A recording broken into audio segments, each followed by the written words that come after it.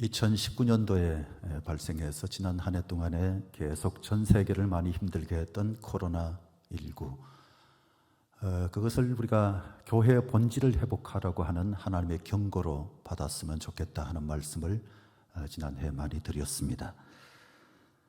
제가 말씀드리는 교회, 거기에는 성도 개개인이 다 포함됩니다. 그런데 지난 한 해로 효과가 없자 2021년도도 하나님의 경고는 계속되는 것만 같습니다. 내일부터 위드 코로나가 이제 개막이 되는데 이 말을 하나님의 경고가 계속되고 있는 것으로 받아들이라고 그렇게 정한 말처럼 생각이 되고, 하나님은 계속해서 교회가 달라지기를 기대하신다라는 것으로 받았으면 좋겠다 하는 생각입니다. 오늘은 종교개혁 504주년 기념일, 독일 종교개혁자 마르틴 루트가 부패한 로마 교회 면죄부 대량 판매하는 것에 대해서 지적을 하고, 교회 개혁을 위해서 1517년 10월 31일 비텐베르그 교회 문에 95개 주의 반박문을 게시한 지 504년이 되는 날입니다. 이 종교개혁은 17세기 초까지 계속되어서 중세의 교권 통치 시대를 무너뜨리는 결정적인 역할을 하면서 중세와 근세를 잇는 다리 역할을 하게 됐습니다. 다시 말해서 종교개혁은 교황과 교회의 절대적인 권위에 의해서 지배받던 그런 시대의 종말을 고하고 새로운 시대를 여는 계기가 되었습니다. 물론 종교개혁 운동 이전에도 교회 개혁에 대한 시도는 있었습니다. 그러나 교황과 교회의 절대적인 권위가 억압을 하고 또 사회적 지지를 충분히 얻지 못한 것 때문에 무고한 희생만 내고 실패하고 말았습니다. 그러나 마르틴 루터를 위시한 개혁자들이 마치 안달이 난 사람들처럼 반드시 이 잘못된 거 바로 잡아야 된다, 그런 강한 의지를 가지고 포기하지 않아서 개혁을 계속해서 시도하니까 하나님께서 시대적인 배경을 뒷받침되게 만들어 주셨던 것 같습니다.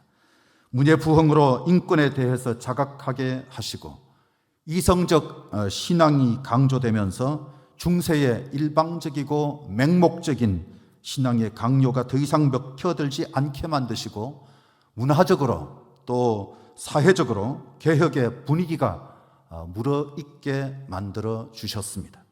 이뿐 아닙니다. 1445년 구텐베르그의 금속 활자 인쇄술이 발명된 이후에 많은 번역 성경들이 출판되게 하셔서 성경 해석에 새로운 전기를 맞게도 하셨습니다. 종교개혁은 한마디로 말해서 성경으로 돌아가자라고 하는 운동입니다. 중세 1000년 동안 교회가 정치화, 권력화, 제도화되면서 기독교에서 초대교회의 그 순수했던 성경을 사랑하던 열정적인 모습을 찾아볼 수 없게 되었습니다. 복음이 변질되고 진리가 왜곡되며 신학은 교회 교권을 유지하기 위한 수단으로 전락하고 말았습니다. 그리고 사람들이 초대교회의 그 순수한 믿음 그리고 경건한 헌신을 그리워하는 그런 상황이 되고, 교권으로부터 해방을 간절하게 열망하자 이 종교개혁 운동은 걷잡을 수 없이 폭발하게 되었습니다. 꼭 우리가 기억해야 될 것은 개혁의 핵심이 바로 성경으로 돌아가자는 것입니다. 성경의 권위를 회복하자, 이게 핵심입니다. 성경이 있어도 일반 성도들은 그 성경을 읽을 수가 없었습니다. 철저하게 중세교회가 자신들의 부패를 감추기 위해서 이 성경을 비겁하게도 신자들로부터 격리시켰습니다. 못 읽게 만들었습니다. 그리고 성경에 대한 해석도 전적으로 교회만 가지고 있었고, 교황 무오스를 주장하면서 심지어 교황이 성경의 내용을 바꿀 수도 있게 했습니다.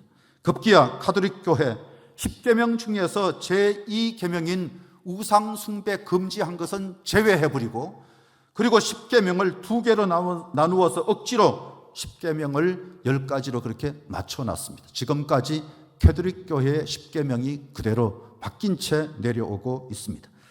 그래서 개혁가들은 마치 안달이 난 것처럼 성경 보급에 앞장서고 성경을 통해서 10계명도 직접 확인할 수 있게 만들고 그 결과 교회의 터무니없는 해석이 바로 잘못된 허상이구나 하는 것을 적나라하게 사람들이 깨닫게 되었고, 교회는 전통보다는 성경, 오직 성경을 중심으로 그렇게 운영되어야 한다 하는 사실을 깨닫게 되었습니다. 그래서 종교개혁의 가장 기본 정신은 오직 성경, 이것이 바로 정신 첫 번째 가장 중요한 것이 되었고, 로마 카톨릭 교회가 인정하던 외경은 제외하고 정경 66권을 결정해서 중세의 대표적인 성경 불가타 라틴 번역본 사용하는 대신에 히브리어, 헬라어로 된 원어 성경을 직접 연구하고 번역하는 그런 상황이 되었습니다. 개혁의 전면에 나서지 않았지만 중세 카톨릭 교회의 타락상에 대해서 준열하게 비판하고 성경의 복음 정신으로 복귀할 것을 역설하면서 종교개혁에 큰 영향을 끼쳤던 에라스무스, 법률 공부를 하다가 자신의 삶과 구원에 깊은 관심을 가지게 되고 낙뢰로 인해서 친구가 자기 앞에서 죽어가는 그 모습을 보면서 충격을 받아서 아버지의 만류를 뿌리치고 학업을 중단하고 에르푸르트의 어거스틴 수도원에 들어가서 사제가 되어서 12년 동안 수도 생활을 하다가 1517년 교회의 부정부패를 비판하는 95개조를 자신의 비텐베르크 대학 정문에 붙이고 교황으로부터 받은 파문 칙령을 불태우고 신성 로마 제국 의회에 소환되어서 자신의 주장을 철회하라고 하는 강요를 당했지만 그것 거부하고 마침내 제국에서 추방되는 처분을 받고도 신약 성경을 독일어로 번역을 하는 등 종교개혁의 선구가 되었던 마르틴 루터. 영상에서도 보셨지만 25가지 질병을 가지고 걸어다니는 종합병원이라 불리기도 했지만 1500페이지에 달하는 분량의 기독교 강요를 저술해서 신학적 토대를 구축할 뿐만 아니라 음란한 도시, 폭력의 도시였던 제네바를 거룩한 하나님의 도시로 그렇게 바꾸는 걸출한 인물, 마르틴 루터와 쌍벽을 이루며 개혁을 이루어갔던 칼빈, 그 외에도 저빙글리, 그리고 윌리엄 틴데일, 멜랑턴 같은 위대한 인물들이, 큰 인물들이 성경으로 돌아가자고 마치 안달난 사람들처럼 그렇게 개혁을 전개시켜 오늘의 기독교가 탄생한 줄로 믿습니다. 오늘 우리도 안달난 사람을 본문에서 발견해 보면서 종교개혁가들과 달리 안달난 사람이 성경에 왜 이런 모습으로 등장하는가 한 번쯤 깊이 생각을 해봐야 될 것 같아요. 그들은 예수님을 잡지 못해서 안달난 사람들, 예수님을 잡아 임금으로 삼으려고 했던 사람들하고 또 다른 예수님을 반드시 잡아서 처형을 하면 좋겠다 생각하면서 안달했던 사람들, 그 사람들이 어떤 사람들이었는지 요한복음 42번째 말씀, 못 잡아 안달난 사람들이라는 제목으로 말씀을 살펴봅니다. 첫 번째는 그들은 편견에 사로잡힌 사람들이었습니다. 초막절에 예루살렘 성전에 가셨던 예수님, 거기에서 아주 중요한 메시지들을 주셨습니다. 첫 번째 다이얼로그가 하늘로부터 온 교훈이다 하는 것이었습니다. 두 번째 다이얼로그는 그가 그리스도인가? 사람들이 그런 반응을 보이는 아주 중요한 부분으로 예수님이 진전을 시켜 가셨습니다. 급기야 세 번째 다이얼로그는 내게로 와서 마시라. 예수님께서 내게로 와서 마시라고 당당하게 선언을 하셨습니다. 이 메시지, 광야 40년 동안 가장 빈번했던 불만의 주제였습니다. 그리고 지난 7일 절기 동안에 무리가 가장 신경을 많이 썼던 물과 관련된 메시지였습니다. 내게로 와서 마시라. 나를 믿는 자는 성경에 이른 것 같이 그 배에서 생수의 강이 흘러 나오리라. 예수님은 자신이 머리바의 반석이요 생명수이심을 선언하셨습니다. 바울도 훗날 고린도 전서 10장 4절에서 다 같은 신령한 음료를 마셨으니 이는 저희를 따르는 신령한 반석으로부터 마셨으며 그 반석은 곧 그리스도시라. 그렇게 표현을 했습니다. 예수님의 이 메시지에 대한 반응은 아쉽게도 분열이었습니다. 40절, 이 말씀을 들은 무리 중에서 어떤 사람들은 이 사람이 참으로 그 선지자라 하며 어떤 사람은 그리스도라 하며 어떤 이들은 그리스도가 어찌 갈릴리에서 나오겠느냐. 여기 그 선지자라고 하는 표현이 있는데 이건 요한복음이 줄기차게 비교하려 했던 선지자, 신명기 18장 15절의 선지자입니다.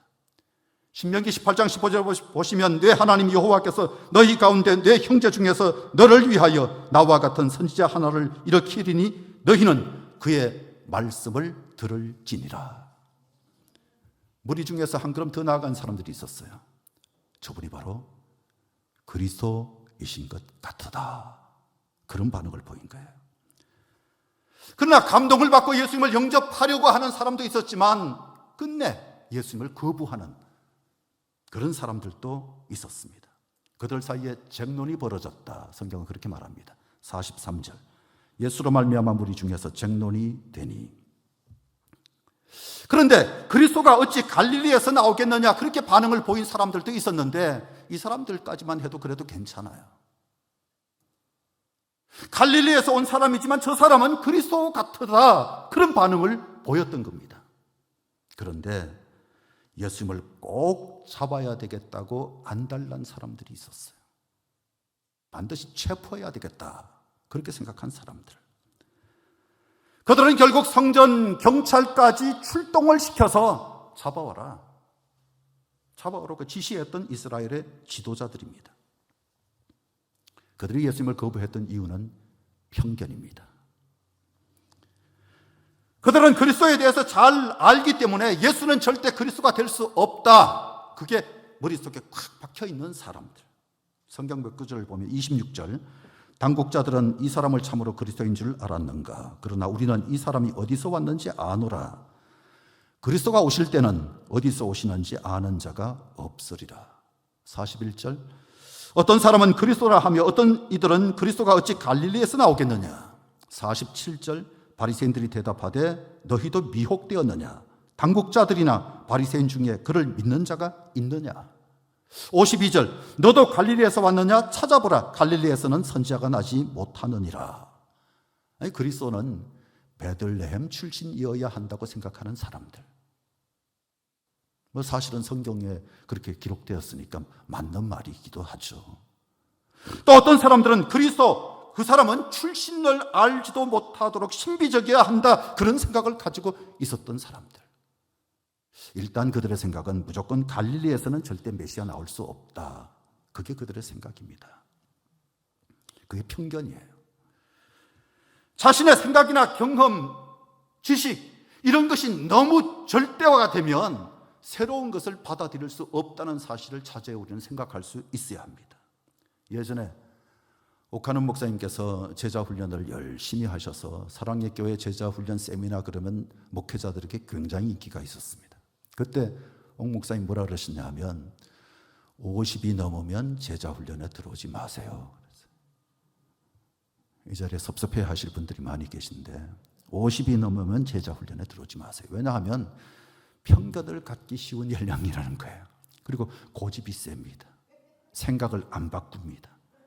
훈련을 열심히 시켜도 먹혀들지가 잘 않고 아멘은 잘하는데 아멘은 잘하는데 변화가 잘 일어나지 않기 때문에 옥 목사님이 제자훈련에 50이 넘으면 안 들어왔으면 좋겠습니다.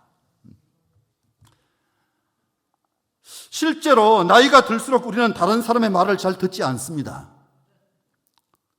우리 근사님들 대화하시는 모습을 보면 참 신기합니다. 두 분이 대화를 하시는데 서로 보면서 웃기도 하고 뭐 대화가 아주 잘 이루어지는데 잘 들어보면 각자가 자기 얘기만 열심히 하고 있는 거예요. 그것도 차례로 한참 얘기하다 이쪽에서 또 자기 얘기하다가 이쪽으로 또 자기 얘기 넘어갔다가, 그런데도 얘기가 잘 연결이 되고 참 신기해요. 그리고는 얘기하니까 속이 시원하다 그럽니다. 자기 얘기만 열심히, 남의 얘기는 듣지는 않습니다. 아주 고집스럽습니다. 그래도 와서 그런 대화 많이 하시기 바랍니다. 설교도 그렇습니다.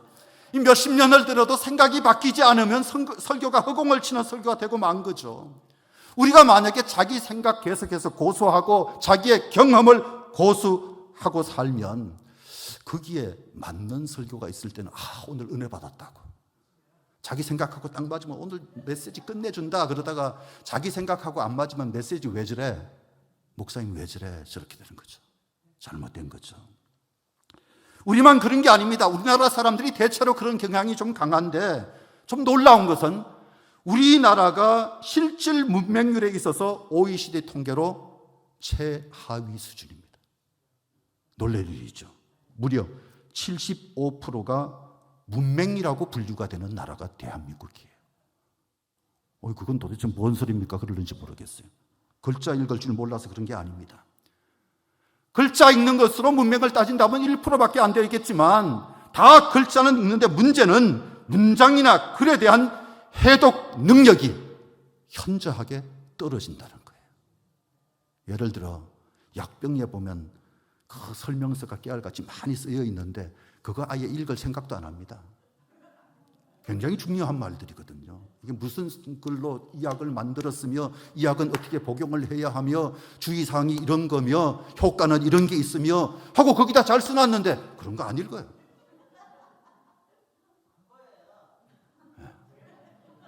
안 보이기도 하는데 아예 안 읽으니까 점점 작게 쓰는 것 같아요. 읽을 생각을 안 하니까. 안 보인다는 것도 맞아요. 중요한 건요, 왜 이렇게 우리가 해독 능력이 떨어지냐 하면 독서량이 적어서 그래요. 한국 사람은 독서를 잘 안 합니다. 학교만 졸업하면 책 읽는 것하고는 아주 거리가 먼 분들이 많습니다. 금년에도 책 한 권 제대로 읽었는지 모르겠어요. 얼마나 열심히 읽었는지. 하다못해 성경을 읽으면 얼마나 좋겠습니까? 다른 책은 안 읽더라도 성경을 읽으면 얼마나 좋겠어요. 어떤 권사님이 아까 제가 일부에 설교를 하고 난 다음에 미심쩍어서 내려가서 다시 확인을 해봤더니 금년 한 해 동안에 성경을 로마서를 365독 읽는 것을 목표로 했었는데 지난 10월 19일 날 성경 로마서를 500독을 했다고 저한테 문제를 보내왔어요. 365독이 목표였는데 500독을. 그리고 그 19일 날 끝나자마자 바로 다시 창세기 읽기 시작했다고. 작년 한 해 동안 목표가 한 번이었는데 신구약 성경 전체를 4번 읽으셨대요. 연세가 많은 권사님이세요. 소문 듣기로는 좀 많이 아프시대요. 아예 누워서 지내는 시간도 많은데 그럼에도 불구하고 성경 읽고 싶어하는 그 간절한 열망이, 하나님을 사모하는 그 마음이 바로 성경을 그렇게 열심히 읽게 만든 거예요. 그런데 제가 보내드린 매일 기도, 그리고 제가 보내드린 내가 매일 기쁘게, 그거 열심히 본 것이 많이 힘이 됐습니다. 그렇게 문자를 보내주셨어요. 하루도 빠지지 않고 목사님 힘이 납니다. 아멘, 힘이 납니다. 그러면서 보내주셔서 저도 그 문자를 받을 때 힘이 나더라고요. 여러분, 우리가 좀 열심히 사람들의 말을 듣는 것보다 하나님의 말씀에 관심을 가져야 돼요. 열심히 좀 읽어서 우리가 편견으로 고집 부리는 사람들이 아니라 말씀에 순종하는 사람들. 말씀 때문에 마음이 좀 편안하고 여유가 있고 다른 사람들에게 사랑을 하는 그 마음이 얼굴 속에서도 막 표현되는 그런 모습으로 우리가 점점 더 성화될 수 있기를 바랍니다. 이스라엘 지도자들 편견 때문에 자신이 그리스도라고 하는 예수를 받아들일 수가 없었던 거예요. 두 번째는 교만했던 사람들입니다.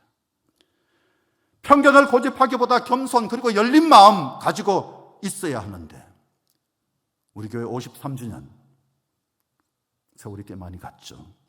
그러나 알 건 안다라고 하는 태도는 우리가 갖지 말았으면 좋겠어요. 오랫동안 신앙생활을 했다 할지라도 알 건 안다가 아니라 오늘 또 아무것도 모르는 무지상태, 백지상태 같은데 하나님 말씀하여 주시옵소서. 그 마음 가져야 돼요. 그래야 성장이 있어요. 만약에 겸손하게 듣겠다는 그 마음의 자세가 아니면 우리 신앙은 죽은 신앙, 우리가 믿는 예수님은 산 예수님이 아니라 죽은 예수님 될 수 있어요. 교만한 가운데 믿는 하나님, 자기 사고에 초롱박에 갇힌 하나님이지 크고 무한하신 하나님 아닙니다. 교만하면 절대 신앙 성장 없습니다. 그리스도를 알아가는 것이 아니라 자기라고 하는 틀을 강화하는 데만 집중하는 그런 모습이라고 한다면 절대 성장할 수 없죠.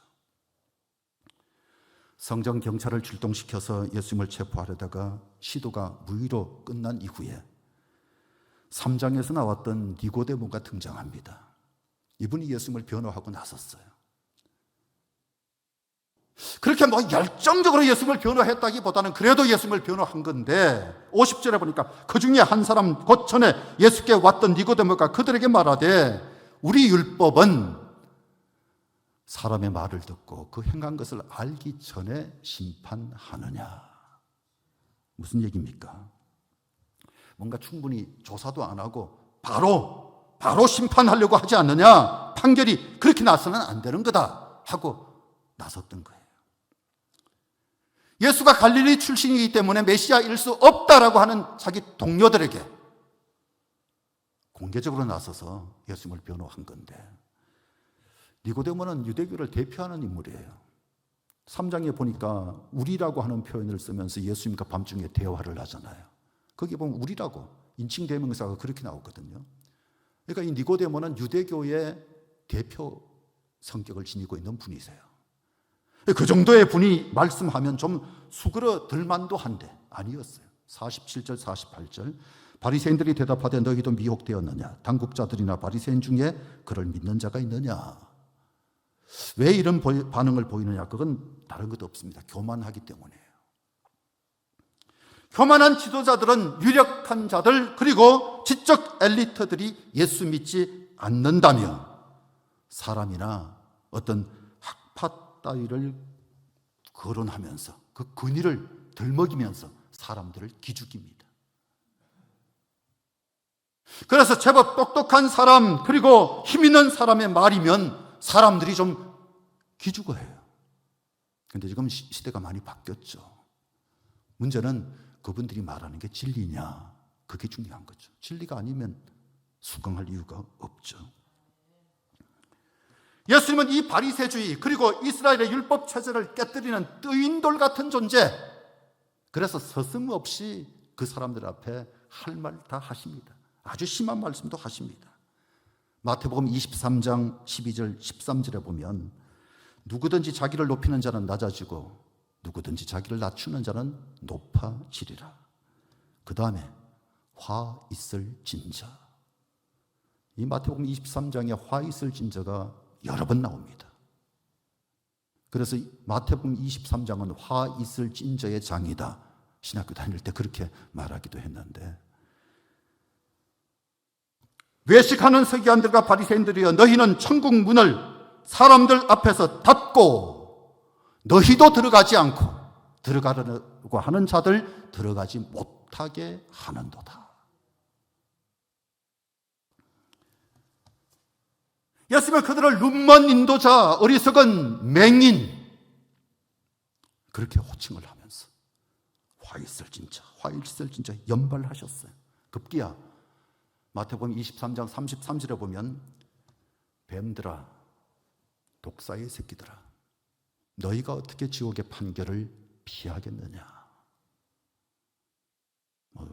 대단한 말씀을 하셨죠.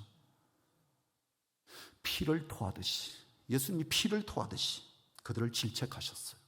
왜? 교만했기 때문에.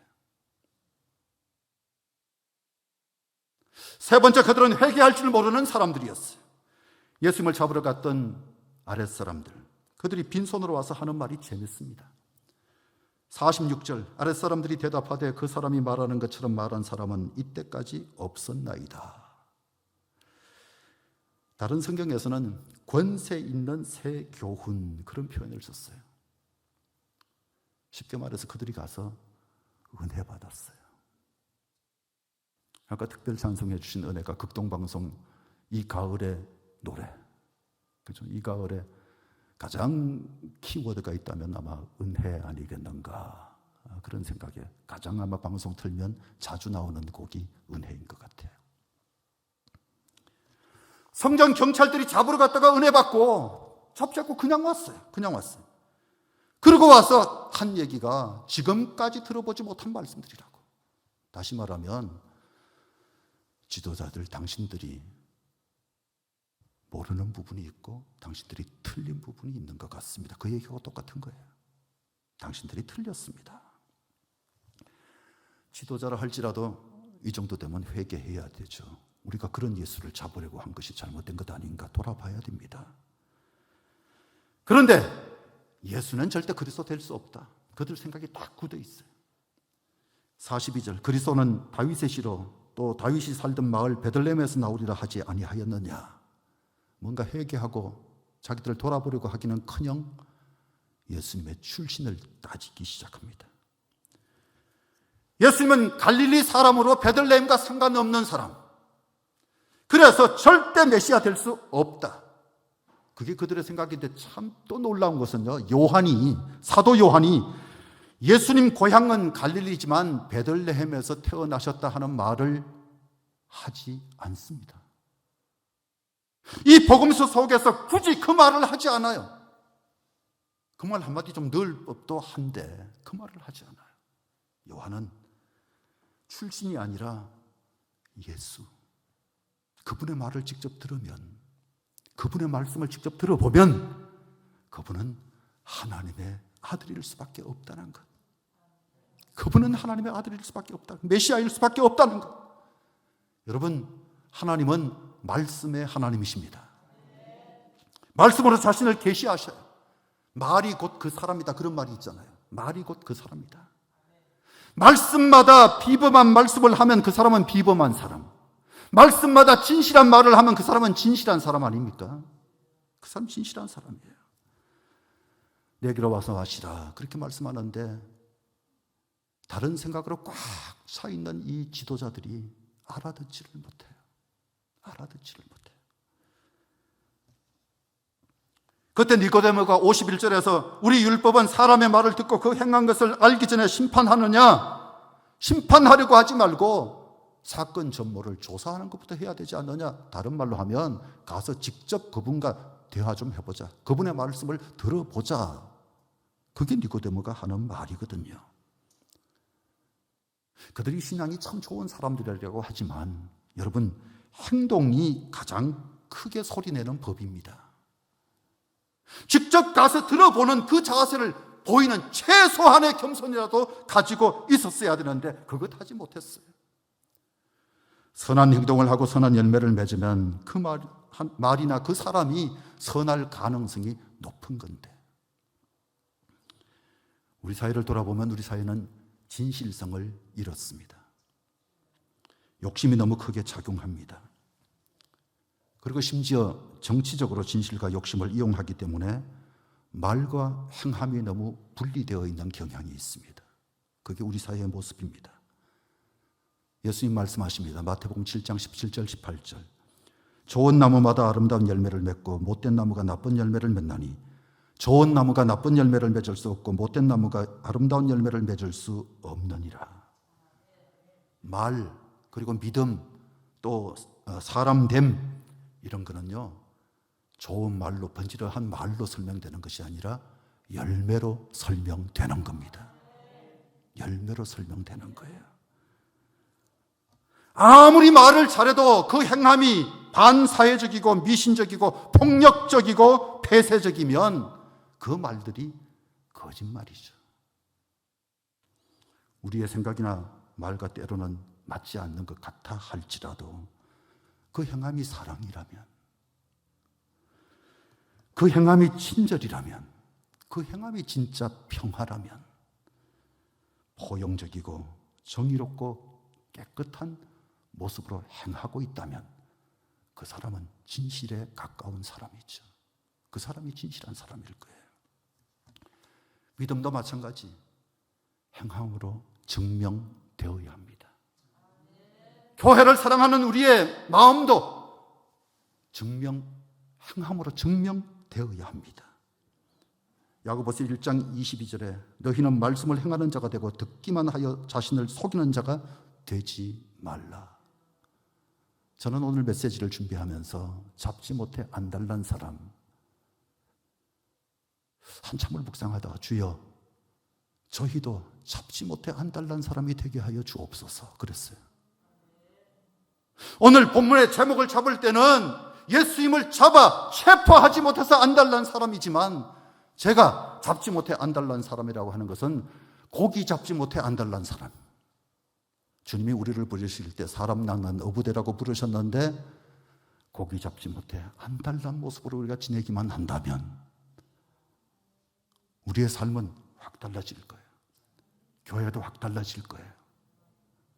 그때 극동방송에 전화 왔어요. 목사님, 11월 30일 날에 특별 전도 생방송을 하고 싶은데 신기중앙교회가 이 일에 참여하면 어떻겠습니까? 제가 주저없이 좋습니다 그랬어요. 믿지 않는 가족들, 믿지 않는 주변 사람들의 이름과 전화번호를 방송사로 카드 써서 보내면 방송사에서 아침 7시부터 저녁 7시까지 하루 종일 전도 방송을 하면서 전도 폭발 훈련을 받은 사람들이 거기 가서 또 전화하면서 그들에게 복음을 전하고 영접하게 하고, 영접하면 그 카드에 체크해서 교회로 카드를 돌려 보내주는 것. 한 30일 동안 우리가 열심히 하면, 이 잔치, 평소에 전도 잘 하지 않는 사람들, 우리 교회를 위한 잔치가 될 수 있겠다, 그런 생각이 들었어요. 우리 한번 한 달 동안 안달난 사람처럼 움직여 보자고요. 잡지 못해서 안달난 사람. 안달난 사람 어떤 사람인 줄 아세요? 그냥 조금 분주해져요. 그죠? 안달난 사람. 그냥 태평한 모습이 아니라 그냥 죄를 꼭 전도해야 되는데, 저 친구 꼭 전도해야 되는데, 저놈의 새끼 꼭 전도해야 되는데,